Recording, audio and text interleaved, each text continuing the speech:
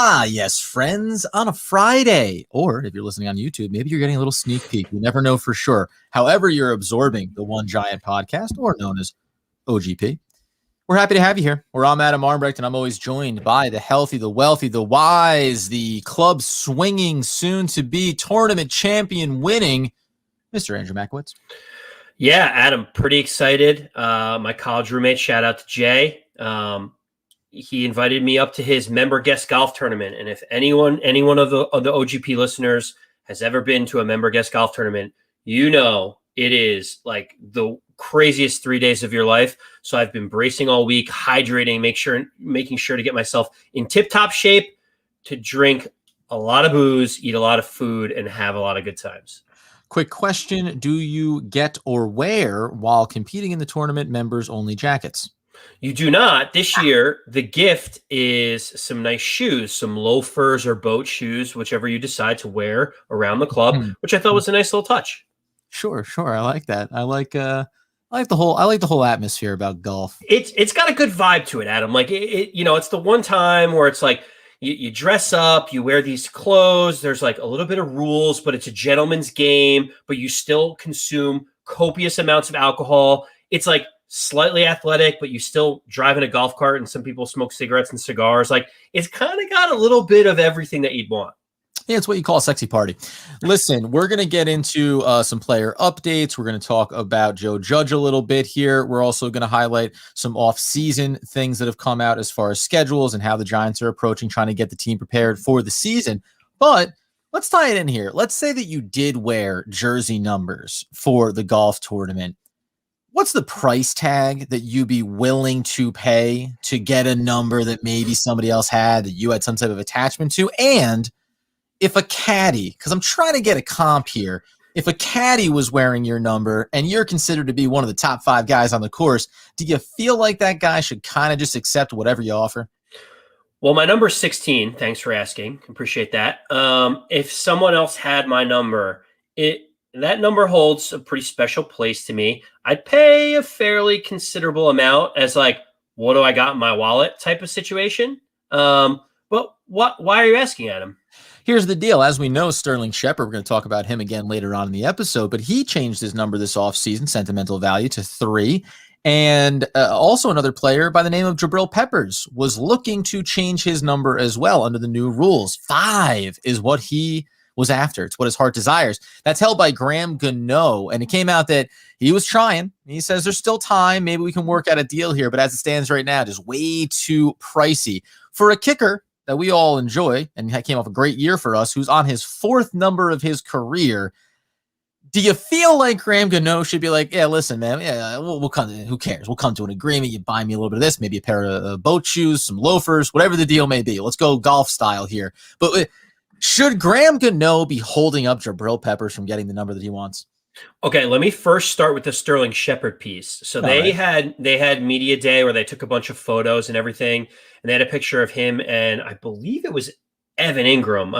Correct me if I'm wrong, but it's Pro Bowler Evan Ingram. Yes, Pro Bowler Evan Ingram. Like, it should be Pro Bowler Graham Gano when we get to that in a second. But when you look at Sterling Shepard wearing the number, I gotta tell you, Adam, 100%. Man. I don't know what it is. I saw Sterling Shepard in that number 3, and I'm like, he's a new man.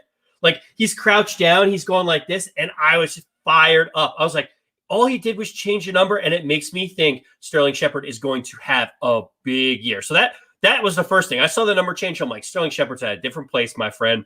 Let's go. So I'm really pumped about that. Second piece of it, look, it's tough. We make fun of kickers so much, and you feel like kickers aren't really a part of the team.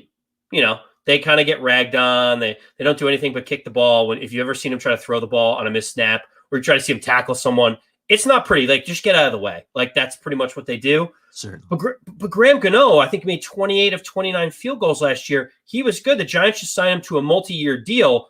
Peppers is in like the last year of his deal. He might not even be around next year. There's a little bit of like, yeah, Gano should give it up, but he also has to be representative of all kickers in the NFL. And if you just roll over as a doormat for a guy in the last year of his deal and you give it up for a sack of potatoes, you're sending a message to all the other kickers in the league that you just need to forfeit the number, even if it has sentimental value to you. Well, which it doesn't, though, because he's Graham Gano and he's had 4 other jersey numbers in his career. So that's what I mean. It means nothing to him. It's nothing. And by the way, you're only further entrenching yourself outside of the team. Supply and demand, really baby. Team. Punters aren't a part of the team, and then you go ahead and you hold this thing hostage. I don't like it. You only sack of potatoes. I thought you were going to say hill of beans. The bottom line is we'll see how it plays itself out. Also, if you're Jabril Peppers, I want to know. I do need figures here because what is the number? I know. If he's like, hey, I offered him 10 grand, and he's like, no, I just signed a 4-year deal with the Giants for millions. Like, then you're like, okay, Graham, you know what? Stick to your guns a little bit. If he's offering like 100 grand for the number, Graham, maybe it's time to let it go. The devil is in the details, friends. Let's turn the page over to our man of the hour, our key figure in the Giants comeback season here. And that's one Saquon Barkley. Injury update, not so much. But they asked him, how is he doing? How is he progressing? And he said, slow and steady. He's not going to force himself. It's just keep working the program, keep working the rehab. His goal is to come back and be 100% or 110%, which is always an odd cliche. It makes you wonder what he was doing before then. Your 100% should be everything you got. But it seems like it's steady as it goes in that regard, and that's good news. But combined in this questioning was also introduced about the contract, right? Negotiations, etc. Saquon gave the nod to his agent, said, I have a great agent that I work with. She's taking care of that. We do talk about it. Mara had come out earlier and said, we want him to be a Giant for life. Things like that have been said about one Odell Beckham Jr. once upon a time, and then he ended up to get the contract, also got almost immediately traded. Different circumstances here because Saquon Barkley is effectively that face of the franchise that you wanted to replace Odell Beckham with. Just, do you feel like it's just a matter of when, not if, with Saquon Barkley, or could this season and Daniel Jones and all the weapons that they have, could things unfold in a different way where the Giants can evaluate a running back that's going to be in his mid-20s off of a couple of injuries and what his real worth should be? Okay, there's a lot to unpack here when we talk about Saquon Barkley, right? First is his health. Now, it makes 0 sense for Saquon or the Giants organization to tell anyone how his rehab is going other than we're taking it slow, we're cautiously optimistic, we're doing everything we can to get back on the field as soon as possible. That's all you say. You know why? Because there is no benefit to giving a date that's ultra aggressive, and then you miss that date, and people wonder, why weren't you out there? Why didn't you practice? Why weren't you game ready? What happened? And also, like, even a little bit of gamesmanship. Like, if we don't know if he's going to play in week 1, then you're making the opponent have to prep and plan. There's literally no benefit to putting an ultra aggressive timetable out. So the Giants are doing the right thing. They coached Saquon to basically say, don't say anything at all. Walk, talk, carry big stick. Don't say anything that you don't need to. Second piece. Yeah. And slowly but surely I get there. The second piece of it with the contract, it's very similar. There's no reason for him to talk about the contract now because nothing good can come out of talking about the contract right now. Yeah. What's he going to say? I'd love to sign a long-term deal with the Giants. I'll give them a hometown discount because I've been injured. His agent's like, hello, we're not saying that. And if he's like, oh, the Giants are going to need to pay up, then everybody gets upset because it's like, well, you've been hurt, Saquon. Show me something before you say anything.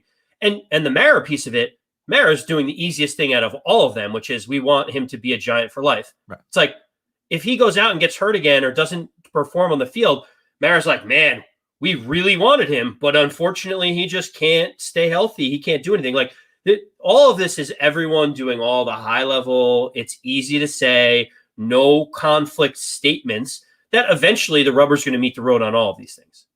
And I think all these things are usually performative, and it's the reason why when an Odell Beckham or when a high profile player starts to butt heads with the organization, in some regards, it either means one of two things. I really don't want to be here anyway. I'd like to go somewhere else ultimately, or you just don't get the dance of it because all of it's going to go on behind closed doors. Like you say, the agents are talking with the organization. It kind of happens on its own. And at some point throughout the season, his agent will come to him and say, here's what the numbers were, that here's where we are. Here's the ballpark or whatever it may be. How do you feel about it? Whatever. And you get those little drips and drabs as it comes out. But ultimately, in this instance, if Saquon Barkley comes back healthy and if Saquon Barkley has a great year, then guess what? It's all going to work out because the Giants are going to be happy to pay him and he's going to be happy to be here and it'll resolve itself. This is what you expect to hear, Adam. The only thing that would matter is if this wasn't coming out of everyone's mouth, right? If he was like, I don't know if I'm going to be around for a second contract, then you're like, what the hell is going on here? So I'm excited that everyone's toting the party line, everyone's keeping it nice and consistent. Really, it's going to play itself out on the field, as you said. If Saquon Barkley's healthy and performs well, the contract's going to be there. The Giants will want him. He's going to want to stay. We can sing Kumbaya together. Speaking of keeping it consistent and people that want to stay, Patrick Graham, in the offseason, he had an opportunity to interview for the Jets head coaching position, and he declined it. Wouldn't have been a problem if he had chose to go interview for any potential position. When asked about it, he just said, I like where I'm at. I like the defensive coordinator position with the Giants. I like being a part of this organization. I like working with Joe Judge. How important is it to you that Patrick Graham declined an opportunity to get a head coaching position, potentially, at least to interview for one, because you know that those opportunities are few and far between, snicker aside, because maybe it was relevant, the team that was potentially going to be with, and pre-draft, you don't know what the circumstances are, the quarterback situation, all the details that are going on, obviously, across the stadium here. But what was your takeaway from the idea that Patrick Graham, after one defensive year with the Giants, could have maybe jumped right to the head of the line for a head coaching position? You omitted one key phrase, and that was dream job. Patrick Graham said this was his dream job. And then all the reporters were like, wait, what? The defensive coordinator of the Giants is your dream job? Like, and he backtracked a little bit, and he's like, I do aspire at some point to be a head coach in this league. I want to, you have to put that out there. I think this was obviously a very smart move by Patrick Graham because he is in demand, but he's just getting a look by the Jets, right? Jets are trying to rebuild. They're trying to figure things out. They're the only team that was reaching out to him. Patrick Graham has almost his whole defense back. The defense is loaded. The Giants should be good again this year. His starting team in the secondary is going to be otherworldly. I think they're going to be top 3 in the league. I think this is more Patrick Graham setting himself up to have his pick of the litter potential opportunities than it is just like, I'll take any head coaching job that's out there. He's like, no, I got a great gig with the Giants. I love Joe Judge. The defense is awesome. I'm in New York. The players are all bought in. Like, if I'm going to leave, I'm not going to leave to go to the Jets where it's still a little bit of a dumpster fire over there. I'm going to stick with the Giants until a position opens up where, like, hey, I could work with that. We could make the playoffs. I could see what's going on. And so for me, kudos to Patrick Graham for throwing a little shade at the Jets. Like, you can't really, that doesn't hurt that it's the Jets that he said that about. But, he ultimately, if the Giants play well, will get his pick of the litter of potential openings as a head coach. Well, and I'll say too, because one of the things that I do like about it is, and we've talked about continuity, consistency, right? Second year for Joe Judge. This is second year for Graham with this team. Whether or not we think big picture that Jason Garrett could or could not stick around beyond this season. What about having a guy like Freddie Kitchens on the coaching staff, which Joe Judge specifically wanted to bring in? We know that he could be eligible to take that over at some point.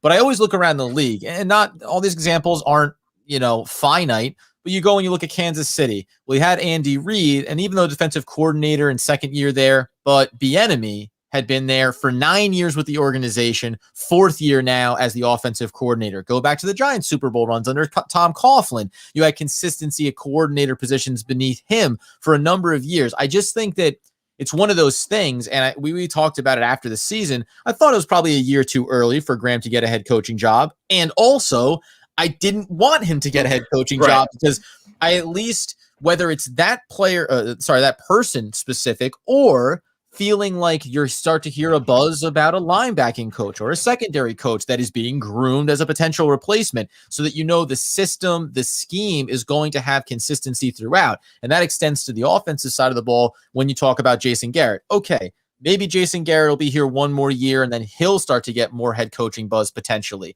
If that's the case, you like the idea that Freddie Kitchens is there, that he's been contributing in some of those opportunities for play calling, and you'll have continuity for Daniel Jones. When you talk about quarterbacks around the league, a lot of times it's, oh man, what could this player have been? You always point to the idea of, well, 3 different systems in the first 3 years of his career. That usually spells disaster, makes it hard for that player to develop with consistency. So from that standpoint, one, I love Patrick Graham. I love what he did with the defense last year. I think overall the defense is better this year from a personnel standpoint. So I'm excited to see what he does this season. And hopefully, if it's not just pure lip service, and if there is a dream head coaching job out there for him, unless that comes down the pike next offseason, we get to see him back here again next year, getting into year number 3. And again, consistency as the Giants build.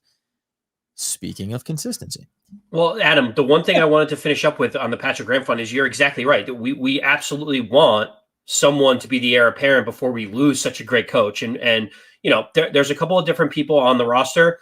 I wouldn't be surprised. Listen to the name Jeremy Pruitt, who was the coach at the University of Tennessee, has come on as a senior advisor assistant on the defensive side of the ball. He's got the experience. I believe he was under Nick Saban at Alabama. Joe Judge connection there. Went to Tennessee. Didn't work out great at Tennessee, but he's a really good defensive coach.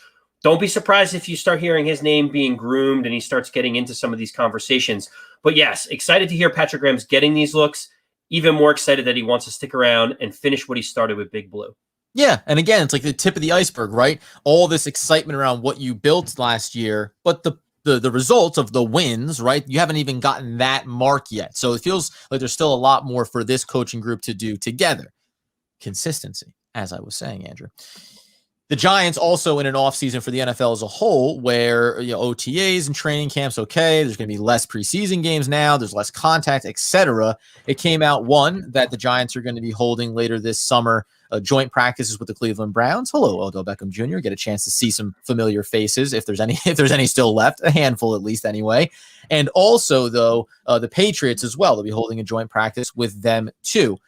I like this. You came across this tidbit though first. What excites you about this decision, and what do you think the value is of having the opportunity to go up against other teams throughout training camp? Yeah, there's some coaches that aren't huge fans of this. They don't want to show some of their cards, or they don't want players mingling with other players, whatever the case may be. Weak-minded.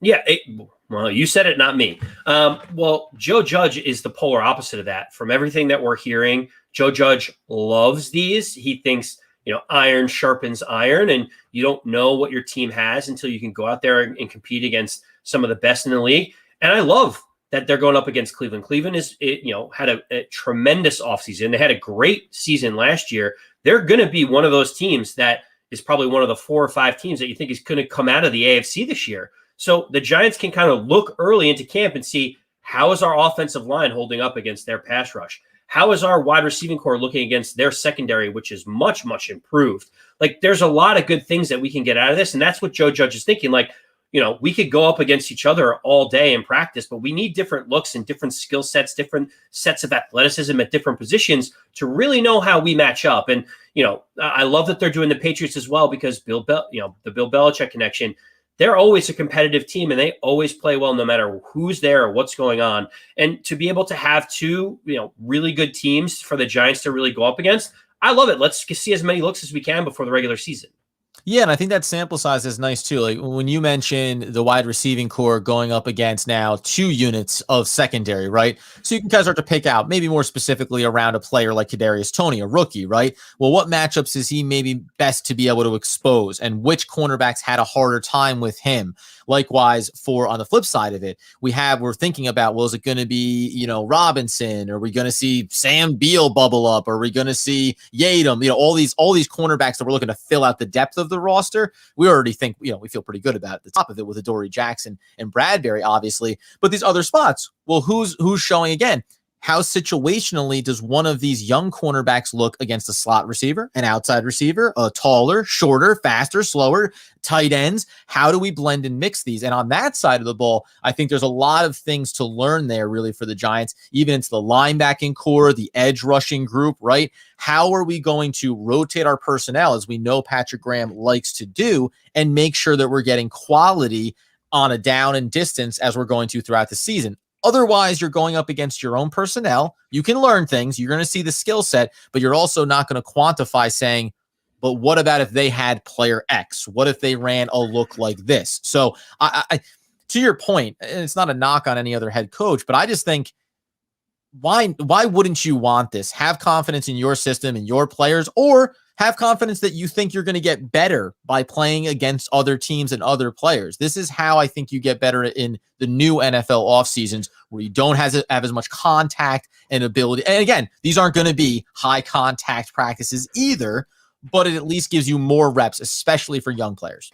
Not every team is going to have a player that has Leonard Williams' skill set, right? So you're going up against him, and all of a sudden you start planning for Leonard Williams. Not every team has him. Not every team has a Myles Garrett, right? Like Myles Garrett is a crazy unique guy who can get to the quarterback, rush the passer. He is unbelievable. Seeing these different looks is what it's all about, for especially for our offensive line, to see some of these defensive fronts. We got to know what we have there. And I really love what Joe Judge is doing here. I think it's great. Multiple joint practices. The more the merrier. Joe Judge is really starting to put his imprint on this team. Last but not least, or least but not last, depending on your preference, speaking of Joe Judge and speaking of the wide receiving core, just two little tidbits here. Great one-handed catch from one of the practices from Daniel Jones to Kenny Golladay. He looks like he's finding his rhythm and continuity. You got Kadarius Toney bombing a ball back to the quarterback after making a deep catch in the end zone. That guy has that Odell Beckham type toss to his arm, it looks like. Listen, we want to use this guy in a lot of different ways, something to think about. But one of the other wide receivers and the elder statesman of that group as far as tenure with the Giants is Sterling Shepard. And this is a very positive, send you out on a positive note into the weekend, friends, because Joe Judge, it came out that when the Giants were going to draft Kadarius Toney, and as we all assume, while he's going to be versatile, he is most prominently going to be utilized in the slot. And that is where Sterling Shepard works the best for the New York Football Giants. Joe Judge reached out ahead of time and let Sterling Shepard know, hey, here's the situation. We're trying to get better. We're going to take a quality wide receiver. We understand. He's going to be coming for your job, right? And my takeaway from this was two things. One, it's the blend that some people looked at and raised an eyebrow. Can Joe Judge be this hard-nosed, old school style football coach and also figure out a way to connect with players? He proved that last year in the offseason. This is another example of that. Respect. You're a part of the organization. You're a part of this team. I'm going to be honest and direct with you, right? The same way that you want it in any walk of life, personal relationships, professional relationships. Hey, shoot it to me straight. What's the deal going to be? And from Sterling Shepard's standpoint, when you come into this year, the wide receiving core is exponentially better than it was last season. So at the worst, even if you are not in the long-term future for the New York Football Giants, you have an opportunity to use the benefit of having this talent around you to have an amazing season and set yourself up for another big deal somewhere else potentially. Well, I think it's noteworthy, Adam, and this is a little bit of the nuance about things. Joe Judge basically was saying we wanted to get better. We want to get more explosive. We need to score more points on offense.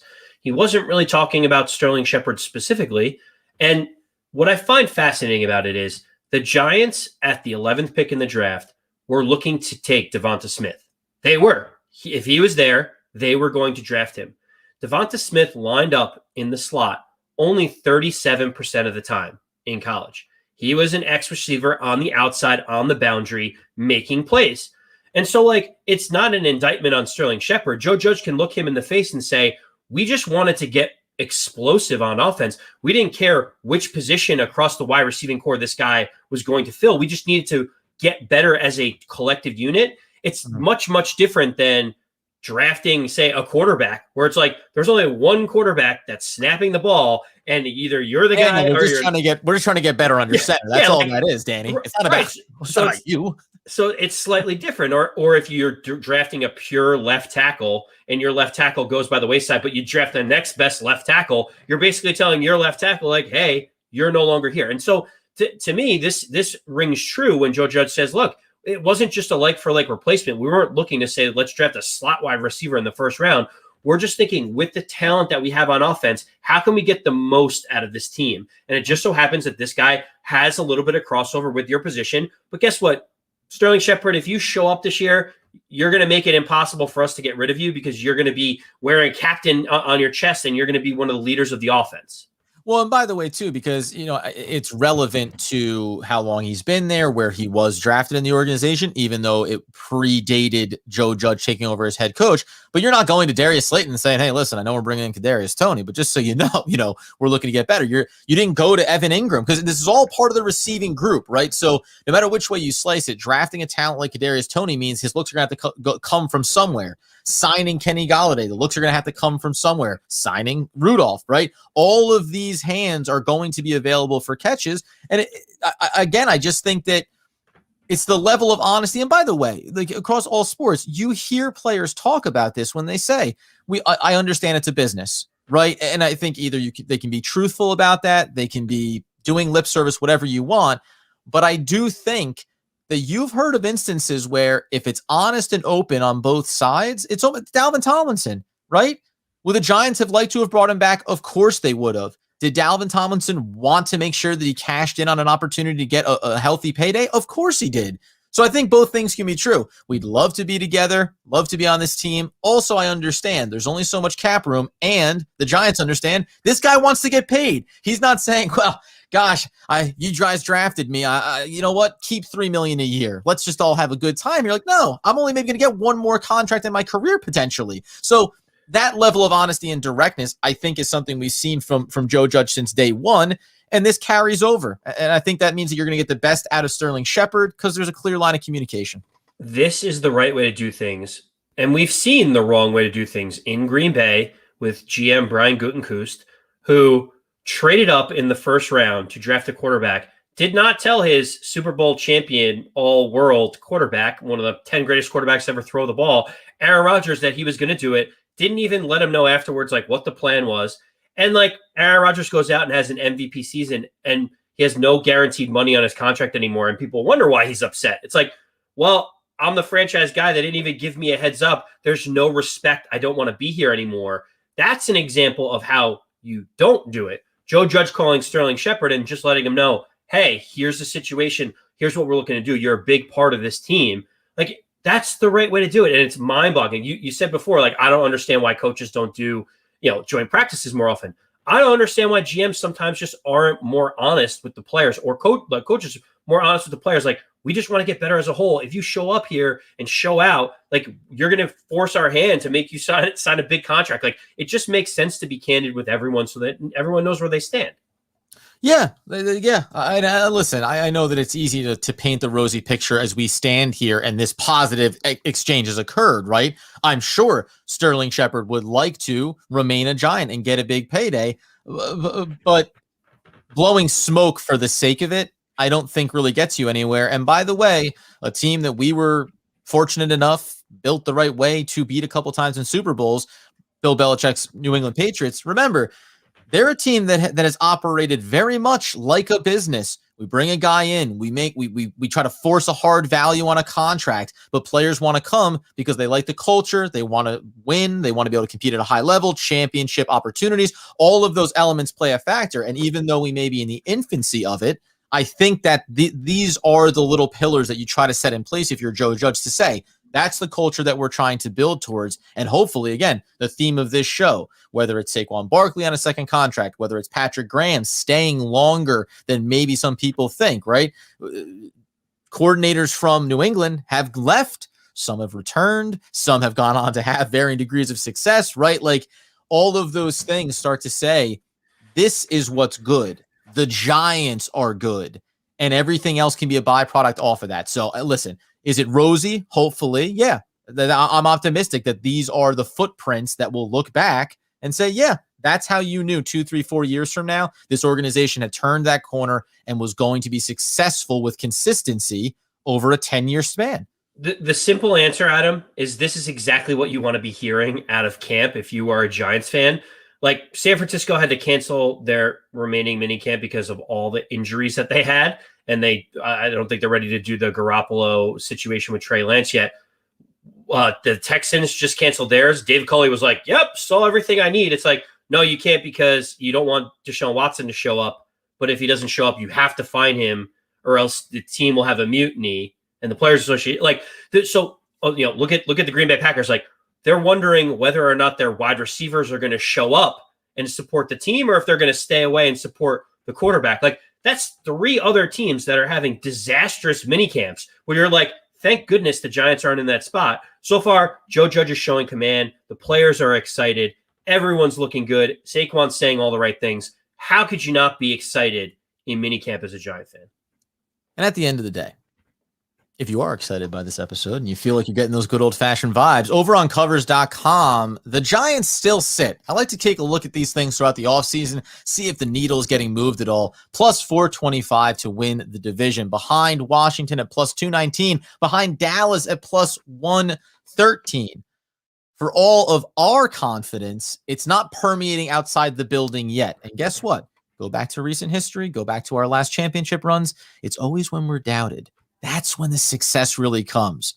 So at the end of the day, for me, I'm happy to play the underdog as long as everybody inside the building is starting to believe and build in that confidence. Gosh dang, Andy, what a way to send people off into the weekend. I guarantee you, when you put on that members only jacket and they slip your little toes into those slippers, those little nighttime loafers and the long, Schitt's Creek style nightgown, just remember that it was right here, this conversation, these 31 plus minutes that put your mind in the right space to go win that tournament. I've got good vibes going into this weekend. The minicamp couldn't have been better. I am ready for a transfusion. Adam, let the people know where they can find us. Oh, you can get us on all those great platforms where you download your podcast needs. You can rate, review, subscribe, leave a glowing 5-star review, talk about how handsome I am, ponder about if Andy has a good golf game. It doesn't matter as long as you go 5 stars. And of course, follow us on social media at One Giant Podcast, almost abbreviated to OGP. That's okay.